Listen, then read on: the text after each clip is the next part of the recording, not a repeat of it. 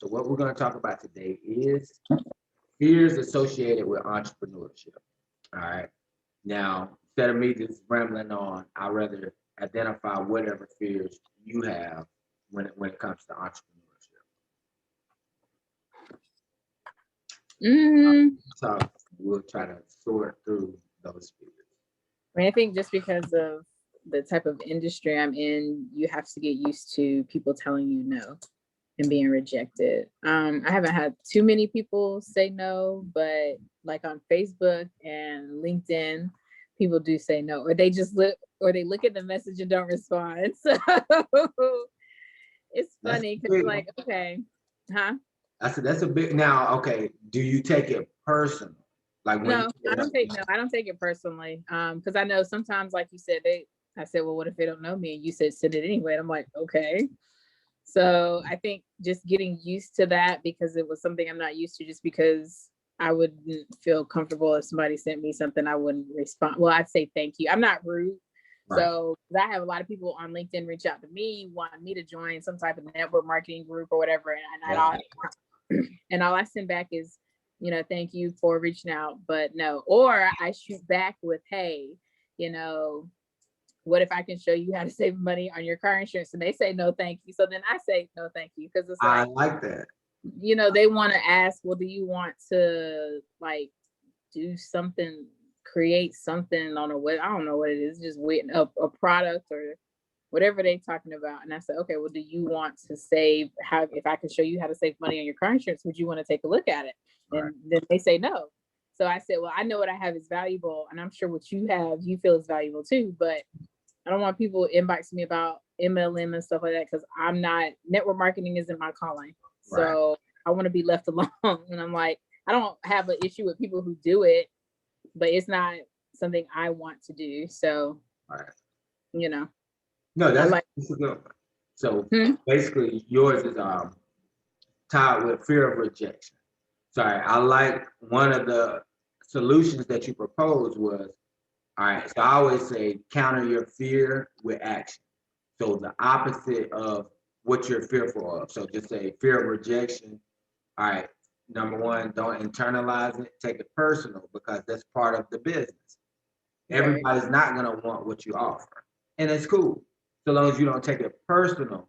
Now, I like the strategy, all right, let's say, all right, because we talked about this when we did your business plan. So, all right, you're talking about sending your elevator pitch out, basically a cold inbox.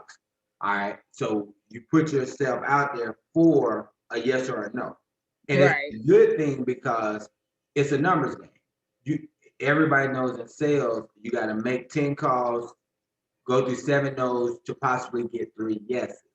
So what you focus on is the people that say yes. All right, people say no, okay, thank you, have a nice day. Or you might say, thank you, have a nice day, I'll follow back up. Because it might change. They might get a situation where their insurance go up, where there's their premium or whatever, and then it's like, okay, that person that inboxed me did say they get better quotes and insurance, so they might revisit it. And so that's where you have a follow-up system to even counter that. So just say a no is, all right, we'll count that as a solid no. Maybe or not right now means I need to follow up with this person because they're on the fence. So it's not a no, it's not a yes. You want to calculate that in your mind as that means I need to do a follow-up. So in business, we got what you call CRMs, which means customer relationship management tool. All right, the one I use is a free CRM app that you download to your phone called Leader, Leader, and you just go to your Play Store and just put down either free CRM or you can just put Leader CRM. And then, all right, just say you download one. So when you're doing your cold inboxes, the ones that are on the fence, you put in your phone, in your app, your CRM, to follow up with them in about 30 to 60 days, because that maybe might turn to a yes. All right. So all in all, you still want to think it's a numbers game. Just like in any sport, you can't score on the bench. If you're not in the game, taking those shots, throwing that pass, running that ball, you can't score. So I'd rather hear 20 no's, meaning I'm in the game trying, than don't know, hear a yes or a no because I'm not even in the game to try. So I have zero chance of increasing my leads to social media because I'm not trying, meaning I'm not inboxing people, versus me wanting more money and not trying. I have to get in the game and try. So it's just a numbers game. So I would say keep trying. Never ever take it personal, because it's all right. Some people might be perfectly happy with their insurance. In your case, that's fine. All right, move on to the next person. Now, what you can incorporate, all right, with those same people that give you a no, so it's even a counter for that. All right, if they say no, sorry, well, I appreciate your time and energy. Do you know 3 other people that might be interested? Right. All right, I'm admitting somebody else. Hey, how you doing? Look here. Can you hear me? Yes. All right, welcome to the call. I'm super sorry. I ran into some traffic. I'm on my way home, and Okay. I didn't even realize what time it was.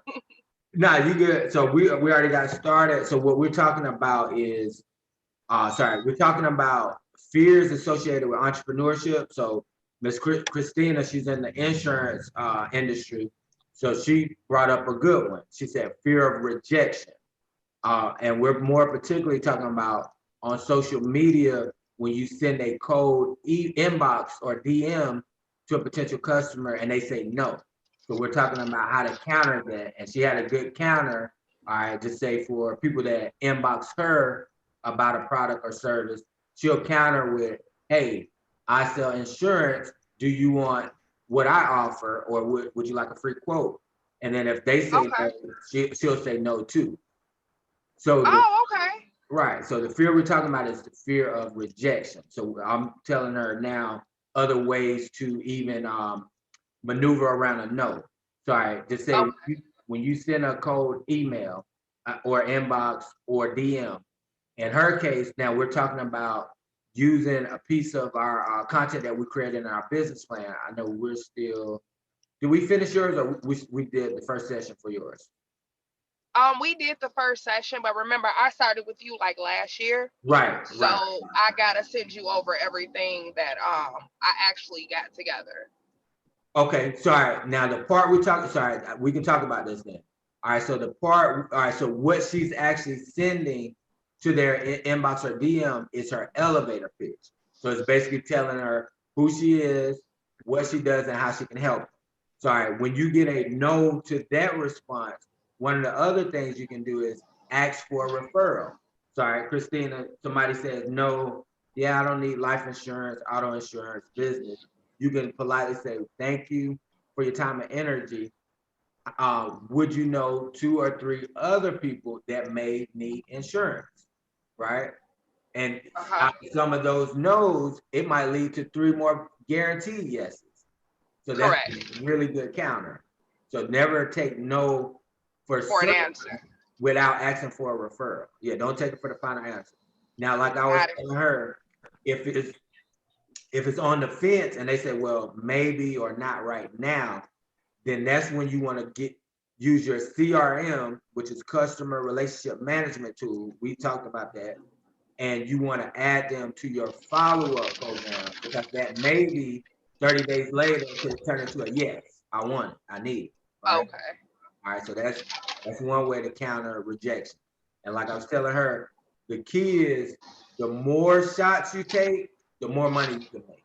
So if you get up to sending 50 to 100 DMs or private messages soliciting your business, then okay, it's a numbers game. If just say if the average person normally closes 20%, so I would just say you inbox 50 people and 15 people say yes a week. So in any business, 15 people could pretty much change somebody's whole life. So I just say if your product yields you $100 profit and you're getting 15 yeses each week, all right, 15 times 100, that means you just increased your income by $1,500 per week, which is $6,000 a month. All right, in my industry, well, one of them, all right, so commercial cleaning. All right, so I contact 50 people, whether it's email, DM, or inbox, and I get 15 yeses in a week. I'm rich for a long time. Because in my case, my profit margin is more closer to 400 a month up to 5,000. So imagine if I'm getting 15 yeses a week at 5,000 extra a month. We'll just say I'll be in the Bahamas somewhere doing these calls because I'll be really rich really fast. All right. Now, I do have a situation where I am developing a call center because I do a lot of DMs, but like cold calls, just say in certain industries, some things are more effective than others. Like, all right, say insurance, look here, what you do as far as human resources and customer service. Yeah, you can get a good response online and direct because you're dealing with individuals. In my case, I deal with business owners, and more particularly business owners that own like brick and mortar businesses where they got 10 plus employees for like just say commercial cleaning. So just they might not be on Facebook, IG, all that after hours to where I could, get a response like, hey, yeah, we need a quote. Now in y'all industries, that is the case. Like these are regular people that need life insurance, auto insurance, business insurance, car insurance, customer service for their even their solopreneur operation, self-employed business, small business, so on and so forth. All right. Now, look here, is there a fear that you want to talk about associated to entrepreneurship? Yes. Hi, Christina. Hi, nice to meet you. Hey, how are you? Nice to meet you too. I'm well, thanks. And it's Lakaira. My bad. Just put a Y there. But for me, I don't believe my fear is actually reaching the customer. My fear is me procrastinating for myself.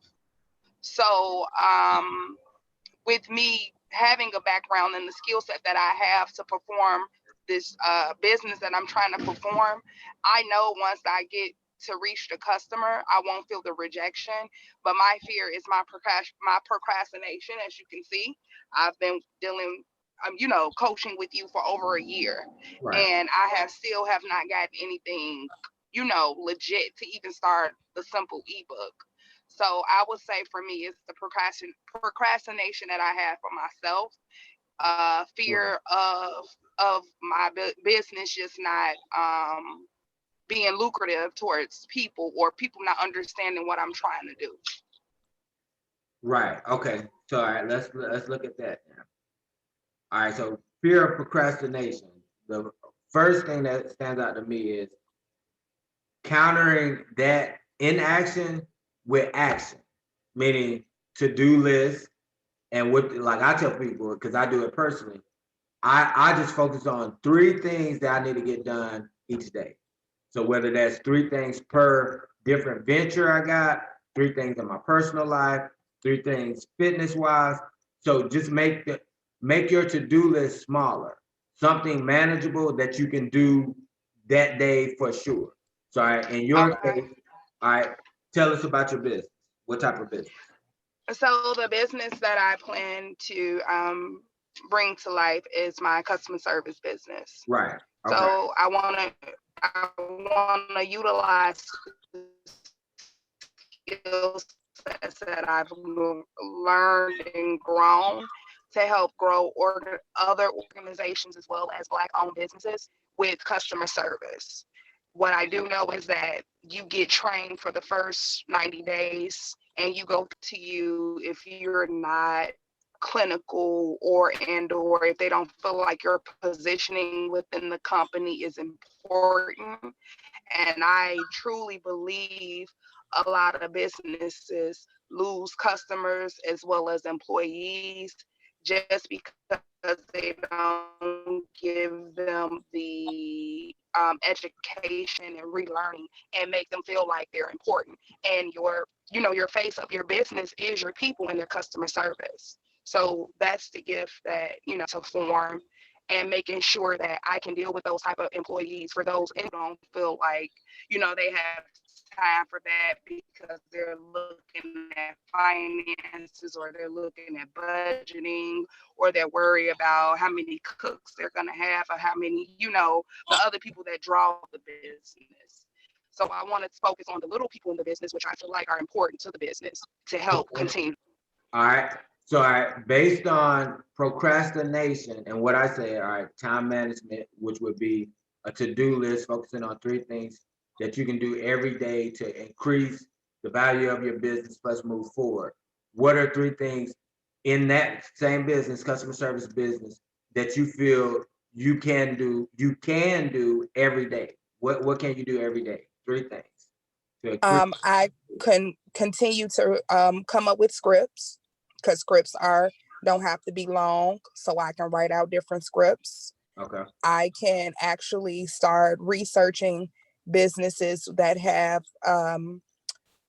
bad Yelp reviews or something like that, to get them as a counterparty. I like. And my third thing would be to practice on my approach and my pitch on how I can get this business to going and to make the people believable.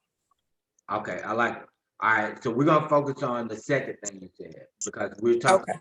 All right, so when it comes to increasing the value and your income in your business, you want to take shots. So the second thing you said was, I can look at Yelp reviews and identify potential customers. So all right, that's something you can do every day. All right. So what you want, not only do you want to look at them, key phrase is you want to write down a list of them, meaning, all right, these are the people, their Yelp reviews is terrible. All right. It's less than average, less than a good review. So what you want to do is create a list based on that. That way you can later contact them. Now, ideally, when you create this list, all right, so just say you're doing this every day. Now, there's certain days that, all right, just say if you're going to call them, like a cold call, you never do a cold call on Monday or Friday, all right? Because it's the beginning of the week, people ain't really up for it. Friday, close to the weekend, I'm not taking that serious. So, all right, between Tuesday, Wednesday, and Thursday, that list of people that you identify as potential customers based on their Yelp or Google review, those you want to contact them between Tuesday, Wednesday, or Thursday and say, hey, and you introduce yourself, you use your elevator pitch. Now you're gonna make it specific for their industry. So I specialize in customer service. All right, so just say you're talking to a plumber.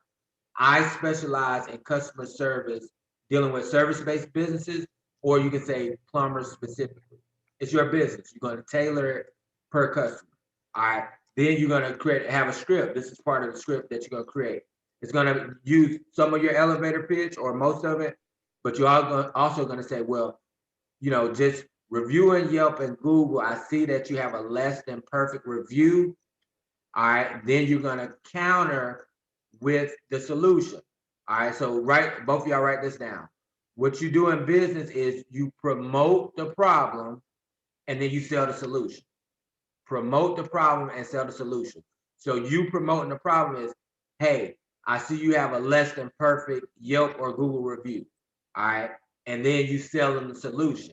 All right. The solution is, I offer customer service training and digital products for small business owners that'll help increase your chances of help better your reviews and better your customer experiences, because you got better customer service, better infrastructure as far as your systems to follow up, to make sure you're providing good customer service, so on and so forth. So you want to promote the problem, sell the solution. So in your case, Christina, in the insurance industry, all right, promoting the problem would be, hey, I know insurance companies are charging high premiums, whether it's for renter insurance, life insurance, auto insurance. So promote the problem. All right, I know that certain people can't get insured. So just say if your company happens to insure people that had a DUI, that had high points on their driver's license. So you want to find out all the problems associated with getting certain types of insurance you offer, and then you promote the problem, and then you turn around and offer them a solution, right? So you're going to promoting is basically, I'm making you aware of the problems in this industry, what we're talking about, based on this product or service. Then I'm going to sell you a solution. Now, here's the other thing you want to look at. Neither one of you, all right, never think that you have to close a sale the same day you talk to a person or the same time you inbox. Get comfortable with setting up what we call discovery calls, where you can actually let them tell you the problem. And then guess what? It's easy for you. Now I just sell you the solution. So if I set up a discovery call to talk about your insurance, your current coverage, I'm going to let you talk. My job is to just schedule an appointment to get you to talk. Then I'm going to say, hey, so what's your relationship like with your insurance companies? Do you feel like you're paying reasonable prices? And then let them go on, oh yeah, I paid X amount of dollars for my car insurance or this and that. Then that's when the light bulb should go off. Like, okay, well, I'm gonna help you out. Let me do a analysis and check to see if I can get you a better premium. If I can get you a better premium, bam, that's automatically gonna give them, open that door to make them a potential customer. And then you just be transparent with them. If I can't get you a better premium than you got now, I'm gonna be transparent with you. I tried. Because all you can do is all you can do. And then chances are sometimes you might not be able to get them a better price. That's when you just, hey, I apologize. I checked 5 companies. I can't beat that price. And then just say, if you give good enough customer service, they might say, well, hey, let me try my wife or my boyfriend or girlfriend, or, well, I might know somebody else that, you probably could do a better, give them a better premium, because they might be with one of those companies that already have the best premium. They might be with the General for their car insurance, where not great insurance, but it's going to be cheap. Most people shop based on price, right? So that's also not taking no for a final answer.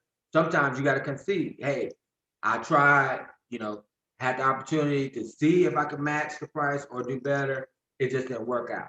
However, you still can ask for referrals, because their cousin or husband or whoever, they might be with Geico. All right. Most people know insurance companies like Geico are going to have higher premiums nationwide. So you also want to, Christina, identify the companies that do charge higher premiums. That way, when you ask somebody who they're currently with and they say those names, then okay, this is what you call a hot lead, meaning I definitely probably can get them a better rate than they're paying now. So that's about, comes to knowing your competition. So if you know who gonna charge the highest premiums, then when you hear those keywords, those are the people you need to be having on that follow-up and setting up discovery calls, because you can probably match their price and beat it. All right. What are some other fears associated with entrepreneurship? What about, well, I'll give you one. A lot of people are actually fearful of success. So there is almost as many people fearful of success as there are people fearful of failure. Because success is going to put you in the spotlight. Like, all right, Christina, imagine you were selling 100 policies a week. I guarantee you'll be pretty rich, pretty fast. Right. That's gonna put you on somebody's newspaper. The guy you partner with, he's probably gonna want to put you on a billboard. I hope not. Right. So you also got to handle that. So think about. Yeah, and it's just like, ooh. Right. I mean, that's scary too, because I think about that too. I was like, oh my gosh, what if this is like huge and it just becomes bigger than me? Like, how am I gonna deal with that? So. Right. So what have you always, because you always think about that, because it's scary, because when you get a lot of money and you hear about people going broke and you're like, I don't want to go broke or anything, so, or mismanage my money. Well, so let's discuss that. All right. So we'll call that fear of success and fear of going broke. So basically, like the downside of success is okay, more money. All right, we all want things, so you might want more cars, bigger house, land, a lot of different things. So I just say to counter the fear of success. All right, one way is growing into it. So just say if you're consistently taking shots to get new customers and it's increasing your customer base each week, then by the time you really start the floodgates open, you'll really kind of already be used to cash flow instead of I go from a couple customers a week to 100. Yeah, that's a dramatic transfer. And like, yeah, your numbers are going to be out of the roof.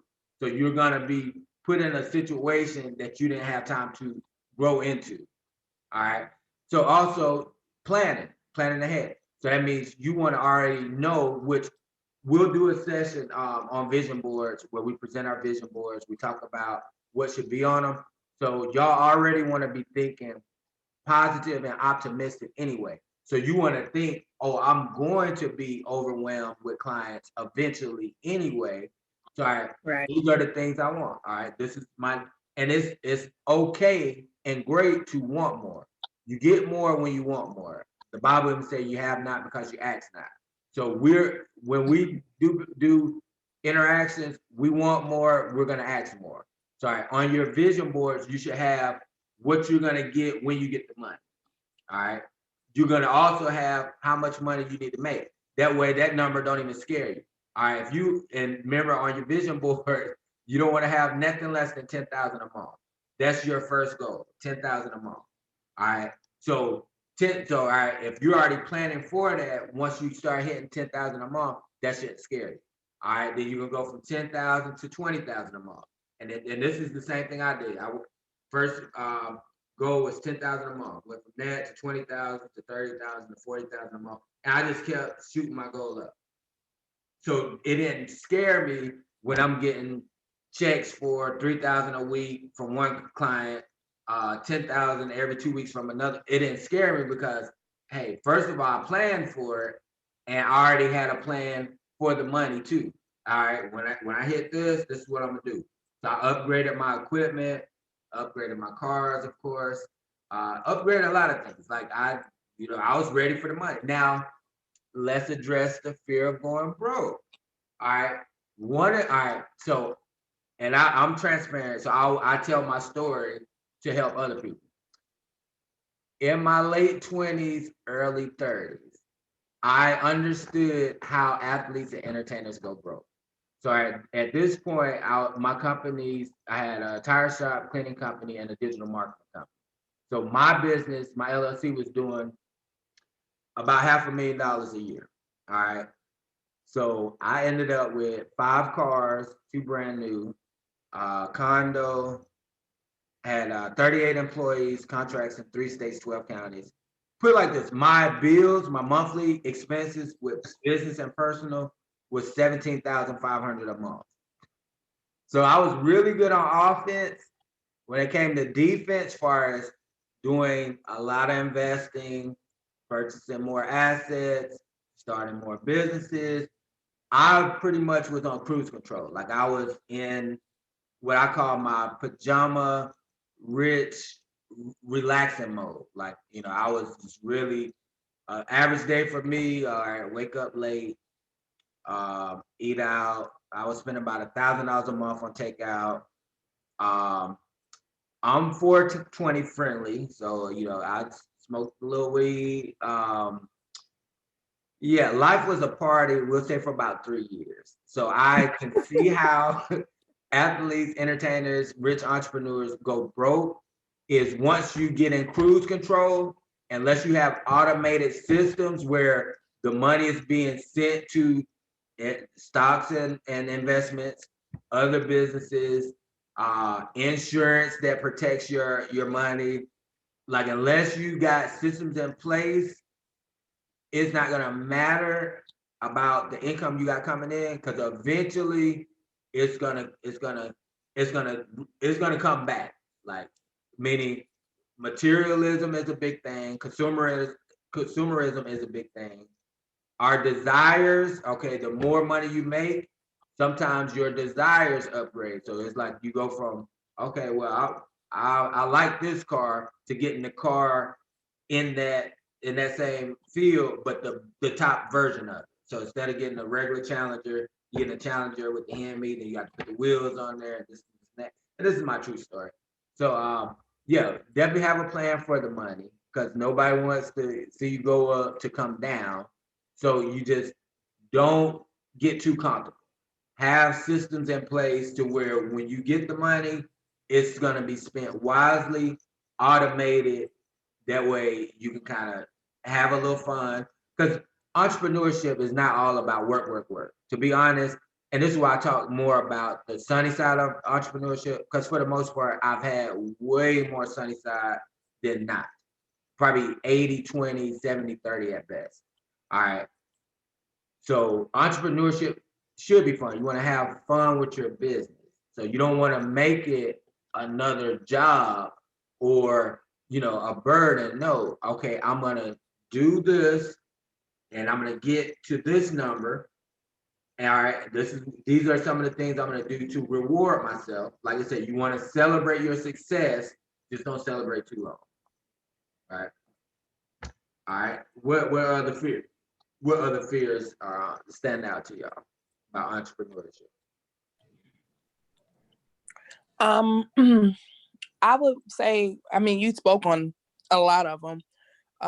Fear of success, but being able to retain and actually keep the business lucrative, not having that business that it's popping right now and then boom, it's no longer, something that people are interested in.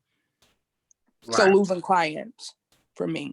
Right. Okay. So that would be retention. All right. Now that's one of your things, because you're in customer service. So you definitely want to have ways to retain your customers in addition to getting new customers. So all right, let's just think about some of the companies we support. What do they do to retain, as far as their retention system? A lot of them offer discounts, preferred customer discounts. They offer referral fees, like commissions. So you want to look at what the same companies we support, they're actually doing the same things that we should be doing in our businesses. They're valuing the customer, whether it's a greeting card. All right, matter of fact, perfect example. Christina wrote out 85 personal mailers. I told her an easy way to do it, but she wrote out 85 basically letters going out to customers. All right, guess what? That actually is a very smart idea. However, now we came up with a smarter way to do it. Like you write it once, then you go to the Staples or Office Depot and let them duplicate what you wrote versus. Okay. Sorry. So yeah, you just do, like, customers are just think about relationships. All right. People like to be valued. So if I know I'm valued by you, I'm probably gonna rock with you for quite a while. So if I'm getting emails on my birthday, holidays, not that you gotta do every customer like that, but if you got a system, that should be easy too. Because the same app that I'm telling you about, the CRM, I use Leader, but you can go to your Play Store and Google free CRM. All right, and those CRMs is a customer relationship management tool.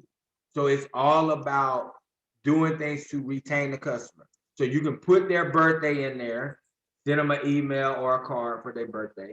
You can put their anniversary, whether it's their business or wedding anniversary, in there. You can put the holidays in there, and it'll automate it. Like, hey, all right, just say another thing you want to have too is and we'll talk about this exclusively in another session. You can have a what do you call it? Email list. So you want an email subscriber to where when you get these names and emails and numbers, you put those in a system to where, okay, you won't have to do like Christina, write out 85 individual letters. You can actually send out a mass email saying, Merry Christmas to all your customers in one click of an email. And that's if you have the system, which in this case is called an email subscriber. I'm going to give you a few. So I use what's the name of it? All right, so you got MailChimp. That's a free one. I started with that. All right. I use a landing page called leadpages.net. All right, they have a built-in email subscriber. And let me look at my email. I'm going to tell you the other one. This is a pretty good one. And these systems help automate your business and put it like this. We spend more money on takeout food than we think. So if you transfer some of that takeout money to some of these systems, your business is going to automatically increase. So the one I use now is called Aweber. So Aweber. It only costs me about $60 every 3 months. And what it does is allows you to send out mass emails.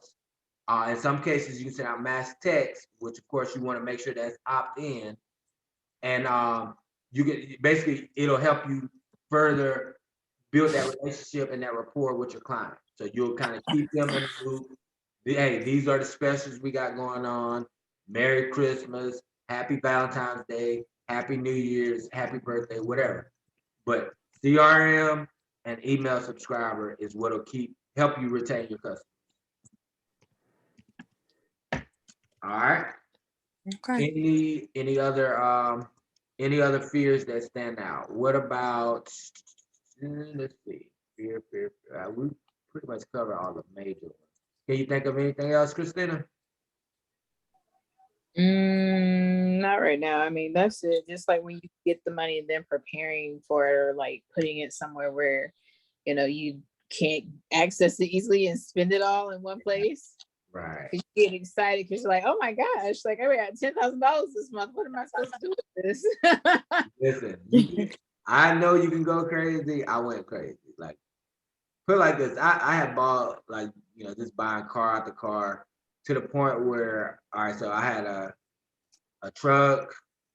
Now, 2 of them were company vehicles. I did make some smart investments. So I had 2 company vehicles, a pickup truck, a Challenger I bought new, and a Hummer. So I kind of jumped out there to the point where, and I, had to see it for myself, like, okay, you don't need all those cars. Like when I wasn't driving 1 or 2 of them, they were going down. So like my tires on my Hummer were getting dry rotted because they just sitting in the sun. Then your auto parts start going down. Like, okay, water pump, because it ain't been, nothing been circulating, the car been sit. So yeah, I learned the hard way. So planning. Sorry, here's a quote that I learned in the military, and I still hold true to this day. All right, if you fail to plan, you plan to fail. So if you fail to plan, you plan to fail. So planning and executing really will cut out most of the fears. So like whether it's I'm planning to do these sales and marketing strategies. All right, I'm planning to do these cold calls. All right, I'm planning to follow up with these customers. So sales cures 90% of business problems.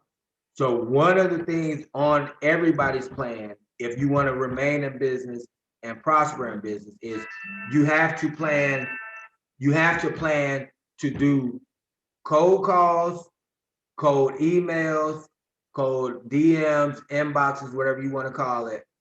But you have to plan to do sales. All right. Now, the automated version of what's that? I want to cut you off though. But No, when you like how do you schedule like when you're gonna do stuff on social media? Like do you use a website to like schedule your posts, or like when you go on somebody's inbox, you say like, okay, I'm gonna schedule Monday 2 hours and just be Facebook messaging people? Because like I want to spend so much time on social media and then like not do my work, but then it's like I want to have a balance because I get scared sometimes. I'm like, well, I want to get on there and then I want to do stuff and I send out messages and then I go back and check them. Like, do you just need to have a separate day, like a social media day once a week? That's a good question. So, all right, for me, all right, write this down. I look at social media different? All right. So I'm gonna give you 2 definitions, and we probably talked about this. All right, social media keyword. That means fun, games, entertainment. All right. Right. For starters, I'm not on social media for fun, games, or entertainment. I like the word social networking. So I'm on there for networking. And here's the definition for networking. All right, it's a quote that says, your network determines your net worth. So that means the people that you add to your page can either add value to your bank account or you on their bullshit. So media. So you on there for social media. So I like social network. So I do social networking every day. So this is how you add it into your schedule. All it takes is 15 minutes to an hour in the morning. So that means you got to plan up to get up a little earlier. And then that's when you add the people that you need to add to your social networking, meaning your target market, the people that most likely want or need your product or service. So if you're adding people, you spend 15 to 20 minutes adding people every morning. All right. Then just say later on that evening, because most people they'll be at work, so they might not respond right away. So you don't even have to send them a message right away. All right, I'm gonna spend 15 to 20 minutes in the morning adding the right people. All right. Then you get the alert when you're connected to the person. Okay, such and such are friends with you or accepted your request. Then in the evening, same thing. All right, between 6 p.m. and we're just at the latest 9:30, 10 p.m. All right, the same people that I added previously sent requests to, once they add me, which by the end of the day, if I'm doing this every day, I'm probably gonna have at least 10 to 30 people, new people that now in the evening, I'm gonna send them my elevator pitch.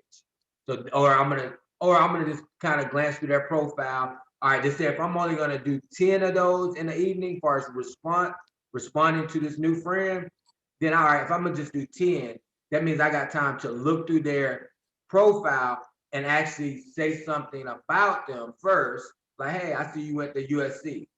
Then that opens up the opportunity for you to introduce yourself with your elevator pitch, right? So now if you're doing it on a volume basis, meaning you're adding 25 to 100 new people every day, then you're probably gonna go the copy and paste route in the evening, sending them the response. So just depending on if you're going the volume route or you like, okay, I'm gonna try to hit still on target. I'm gonna try to hit dead on bullseye. Then you kind of reduce it. You say, all right, I'm gonna add 30 people in the morning, and in the evening, I'm gonna spend 30 minutes and I'm gonna concentrate on 10 people. I'm gonna look through their profile, then I'm gonna send them an inbox, basically trying to open up the conversation, and then I'm gonna slide my elevator pitch in. Now, if you do it that way, your numbers probably will increase automatically because you're taking a little more time to build a relationship. Now, both ways work because if you're doing the volume, all right, you adding 50 new people, inboxing 50 new people, all right, the rule of 20 to 30%, all right, you're still gonna land on about 10 yeses, most likely, all right, versus I'm just gonna respond to 10 people in the evening as far as introducing myself. All right, then if we look at 20 to 30% success rate, now I'm looking at 1, 2, or 3 out of that 10. So, however, do one or the other every day because we only talked about 15 to 30 minutes in the morning, 15 to 30 minutes in the evening. I think most of us out of 24 hours can afford to spend an hour towards sales, right? So that's how your business grows. The bigger companies, they're not big because they're necessarily the best company. You can compare that with McDonald's to anywhere else you eat. McDonald's got millions of locations, but they might not be as good food quality wise compared to Olive Garden, who don't have as many locations. But the difference is, guess what McDonald's do every day? They do sales. They're advertising on the radio. They're advertising on the TV. They got billboard ads. They got endorsements, sponsorship.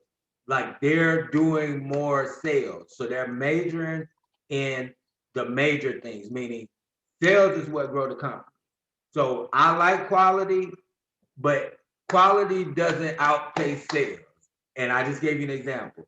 Compare McDonald's, how many locations McDonald's got to Olive Garden, to Outback, any of your favorite chain restaurants. McDonald's is going to have more because guess what? They sell them more.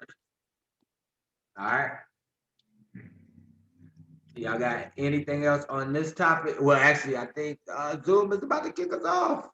All right. So this is how we're going to do. So if you got any personal fears that you want to address, so anytime we do a group call or a one-on-one call, the week of that, after we discuss it, then that's when y'all can text or use WhatsApp to basically communicate your personal feedback or experiences dealing with that topic. So just say if you got any more fears, all right, you can text and then we'll sort through it like that.